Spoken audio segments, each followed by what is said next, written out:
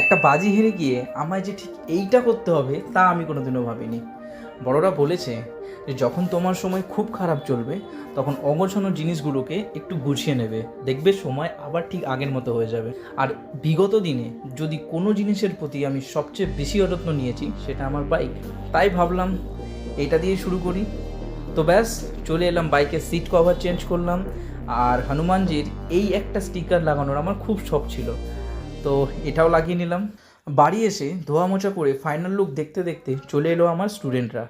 আর তাদের দাবি ছিল আজ পড়ানো ছুটি দিতে, কারণ আজ বৃষ্টি হবে।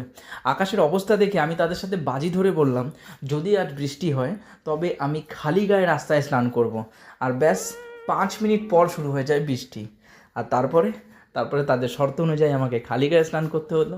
আর কমেন্টে কেউ বলো না যে আমার এই ছবি ব্লার কেন, কারণ আমার বডি দেখলে দর্শক অবশ্যই অজ্ঞান হয়ে যাবে। তো ব্যাস, দেখা হচ্ছে অন্য কোনো ভিডিওতে। সুস্থ থেকো, ভালো থেকো।